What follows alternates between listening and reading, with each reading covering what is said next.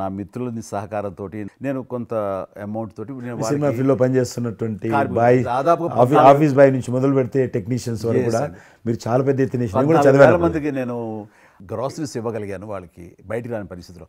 But అదే పరిస్థితిలో మీరు దేశవ్యాప్తంగా మీరు ముఖ్యం ఇక్కడ మన రాష్ట్రానికి సంబంధించి తెలంగాణలో మీరు ఫ్రంట్ లైన్లో ఉండి ప్రతి వాళ్ళని పరామర్శిస్తూ ప్రతి హాస్పిటల్కి వెళుతూ ఎవరైతే ఆ రోజున ఫ్రంట్ లైన్ హీరోస్ ఉన్నారో వాళ్ళందరినీ పరామర్శిస్తూ మీరు అద్భుతంగా పెద్ద ఎత్తున చేశారు.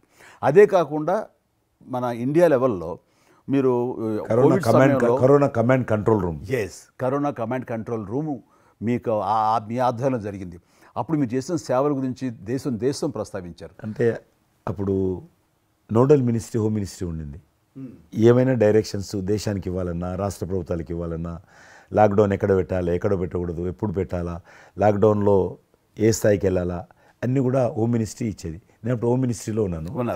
ప్రజలకు రోజువారీ అవసరమైనటువంటి 24 మినిస్ట్రీస్ 3 జాయింట్ సెక్రటరీస్ ఒక్కొక్క మినిస్ట్రీ నుంచి 8 గంటల చొప్పున హోల్ నైట్ టు డే 24/7 ఆ బ్యాచ్ కరోనా కంట్రోల్ రూమ్లో కూర్చోవాలి. ఆ రకం కూర్చున్నప్పుడు దానికి యాజ్ ఎ మినిస్టర్గా నన్ను ఇన్ఛార్జ్ పెట్టారు ప్రధానమంత్రి గారు అమిత్ షా గారు. చాలా అద్భుతంగా నేను కూడా ఆల్మోస్ట్ 1.5 month ఆఫీసులోనే పడుకున్నాను. మిలిటరీ విమానాలలో ఆక్సిజన్ పంపించాను. మీకు తెలుసు మిలిటరీ విమానాలు ఒక విమానం ఢిల్లీ నుంచి ఆక్సిజన్ తీసుకొని వస్తే గ్రీన్ ఛానల్ ద్వారా హైదరాబాద్ సికింద్రాబాద్ స్టేషన్ వచ్చేంత వరకు కూడా ఎక్కడ ఆగకపోయేది. అంత నెట్వర్క్ గ్రీన్ ఛానల్ అంటారు. ఆ రకంగా విమానాల ద్వారా నేను గాంధీ హాస్పిటల్కి ఆల్మోస్ట్ 12 సార్లు పోయాను లోపలికి. ఎవరైతే వెంటిలేటర్ మీద పేషెంట్స్ ఉంటారో నేను బుక్ ఒకటి ప్రింట్ చేశాను. వెంటిలేటర్ మీద పేషెంట్ దగ్గరగా మాట్లాడాను. దేవుడి మీద భారం ఇచ్చి తిరిగాను. ఆ రకంగా ఎందుకు వెళ్ళానంటే ఏదో పబ్లిసిటీ కోసం కాదు. డాక్టర్లు పనిచేస్తున్నారు, ఆడ నర్సులు పనిచేస్తున్నారు, ఆడ శానిటేషన్ సిబ్బంది పనిచేస్తారు క్లీన్ చేయడం. వాళ్ళు పనిచేస్తున్నప్పుడు మనం వాళ్ళని గాలికి వదిలేసి మీరు పని చేయండి, మేము రాజకీయ నాయకులము, మేము ఇళ్ళల్లో ఉంటాము, మేము రాము అని కూడా దాన్ని బట్టి నేను లోకల్గా ప్రజాప్రతినిధిని ఎంపీని అని చెప్పి మా ఇంట్లో భయపడుతున్నా, అందరూ భయపడుతున్నా. ప్రెస్ వాళ్ళందరూ వచ్చేవాళ్ళు. ప్రెస్ వాళ్ళందరినీ గేట్ కాడ బయట మెయిన్ గేట్ కాడ ఆపేవారు. ఇక నేను పోయేవాడిని, మొత్తం చూసేవాడిని. ఆ సూపరింటెండెంట్ కూడా నాతో పాటు లోపలికి వచ్చేవాడు ధైర్యం చేసి నేను వెళ్ళినప్పుడు. ఆ రకంగా పూజారులు ఉంటారు దేవాలయాలలో. పూజారులు కూడా చాలా పేదవాళ్ళు ఉంటారు, మీకు తెలుసు. వాళ్ళకు దేవాలయం చేయనే కదా. ఆ టైంలో పూజారులు అందరికీ గ్రాసరీస్ పంపించడము, మీలాంటి వాళ్ళ దగ్గర పెద్దవాళ్ళ దగ్గర సాయం తీసుకొని మా కార్యకర్తలకు పంపించడము, పోలీస్ స్టేషన్లో పోలీసుకు పంపించడము, హోంగార్డ్స్ పంపించడము. ఈ రకంగా నేను కూడా కొద్దిగా గొప్ప చేశాను.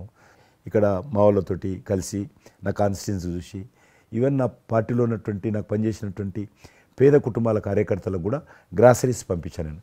ఆ రకంగా కూడా వర్కౌట్ చేశాను. మీ కుటుంబంలో కూడా చాలామంది మీకు బంధువులు సినిమాలు వచ్చారు. అందులో 2 ప్రముఖంగా మీ అబ్బాయి చరణ్ గారు కావచ్చు, మీ సోదరుడు పవన్ కళ్యాణ్ గారు కావచ్చు. వాళ్ళిద్దరిట్లో మీకు నచ్చిన సినిమా ఏముంటుంది?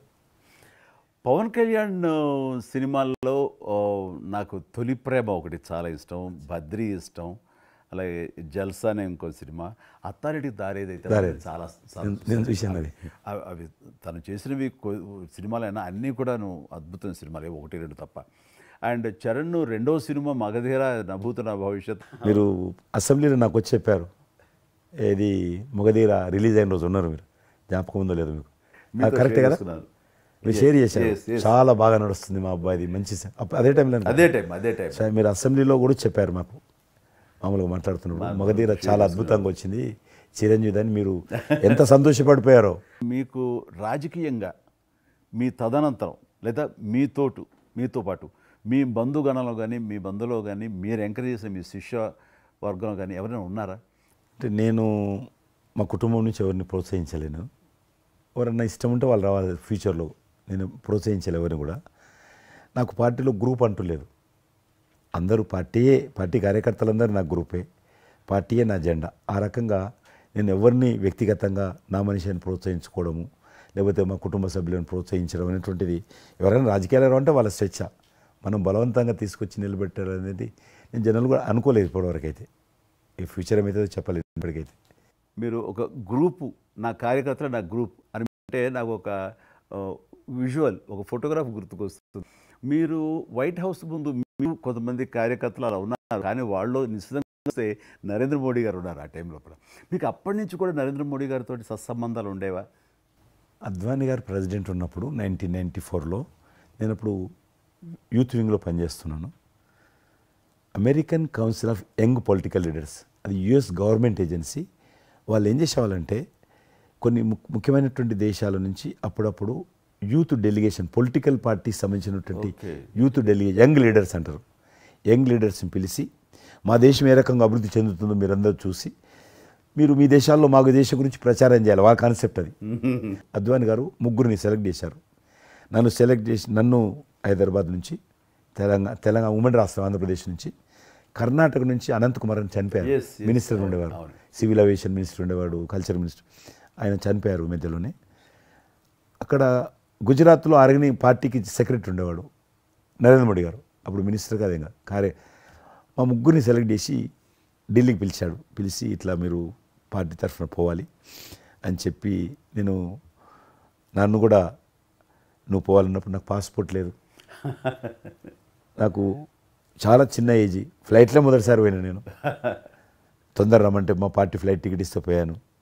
మాట్లాడినాక వారు చెప్పారు మీరు ముగ్గురు కూర్చున్నాక ఇంటి ముందోటి కటింగ్ షాప్ ఉంది, నరేంద్ర మోడీ దగ్గర గడ్డ ఉంది, నాకు గడ్డ ఉంది, చిన్నోని, మీరు దగ్గర క్లీన్ షేవింగ్ చేసుకురా అన్నాడు. నరేంద్ర మోడీ ఇంటి మా అమ్మ పోయిన క్లీన్ నాకు చూపించాలన్నాడు. మళ్ళీ వచ్చి మళ్ళీ పోయి క్లీన్ షేవింగ్ చేసుకొని నరేంద్ర మోడీ గారు మేము ఇద్దరం, ఎందుకనంటే అయినా మీరు పార్టీ రిప్రజెంట్ చేయడం లేదు, మీరు ఇండియాని రిప్రజెంట్ చేస్తున్నారు, టైంకి రావాలా, టైం పోవాలని చెప్పి మమ్మల్ని పంపించిన తర్వాత నరేంద్ర మోడీ గారు, మీరు చూడండి ఆ ఫోటోలో ఆయన సంఖ్య ఒక బ్యాగ్ ఉంటుంది, ఆ బ్యాగులో పుస్తకము పెన్ ఉంటుంది. మేము రాజులాగా పుస్తకం లేదు, పెన్ లేదు, మేము పోతుంటే అందులో భాగంగానే వైట్ హౌస్ లోపల రాణించేవాళ్ళు, చాలా దూరంకి వెళ్ళి, కానీ చూపించేవాళ్ళు బయట ఉండే కొంత అమెరికా, ఇది వైట్ హౌస్ అక్కడ కనిపిస్తుంది, అందులో అది ప్రెసిడెంట్ రూము, ఇక్కడ కనిపిస్తుంది కిచెను, ఇది కాన్ఫరెన్స్ హాలు. బయట నుంచి అందరు చెప్పేటోళ్ళు చాలామంది ఉండేవాళ్ళు, గైడర్స్, టూరిస్ట్ గైడ్స్ ఉంటారు కదా, వాళ్ళు చాలామంది అక్కడ పోతే చెప్పేవాళ్ళు. ఆ రకంగా అక్కడ దిగినటువంటి ఫోటో అది. ఎందుకు రిలీజ్ చేశానంటే, ప్రధానమంత్రి గారు అయిన తర్వాత నాకు ఫోన్ చేశాడు, కిషన్ ఏమన్నా మీ దగ్గర ఫోటోలు ఉన్నాయా? ఆయన దగ్గర లేవు పాపం. ఓకే, నాకు ఫోన్ చేశాడు. నేను ఎమ్మెల్యే క్వార్టర్స్లో అవన్నీ ఫోటోలు తీసినాక ఇంత కట్ట ఉండే కానీ అన్నీ అంటుకొని ఒకటి మనకు తెలియదు కదా, మొత్తం పాడిపోయినాయి. 8 ఫోటోలు దొరికినాయి. అందులో ఏదో ఒకటి దొరికింది, బోటు థమ్స్అప్ తాగుతూ, అప్పుడు థమ్స్అప్ తాగొద్దని కూడా తెలియదు, ఇది మల్టీనేషనల్ కంపెనీ అటువంటి ఏం లేదు అప్పుడు. బోట్ నడిపిస్తున్న ఫోటో, ఇవన్నీ కూడా కొన్ని దొరికితే పంపించాను. ఆయన ఏ వైట్ హౌస్ ముందు అయితే నేను ఫోటో దిగాను గేట్ కాడ, ఈరోజు అదే వైట్ హౌస్ ఆహ్వానం మేరకు వైట్ హౌస్ లోపలికి వెళ్తున్నానని ఆ ఫోటో రిలీజ్ చేశాడు. Excellent experience. ప్రైమ్ మినిస్టర్ ఆ ఫోటో, బయటకు ఆ ఫోటో బయటకు వచ్చింది. ఆ రోజు ప్రైమ్ మినిస్టర్ గారు అయిన తర్వాత అమెరికాకి వెళ్తున్న రోజు రిలీజ్ చేసిన ఫోటో అది.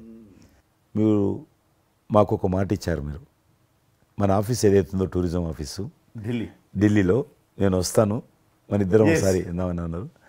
కానీ మీ ఒత్తిడి కారణంగా, మన ఒత్తిడి కారణంగా జరగలేదు.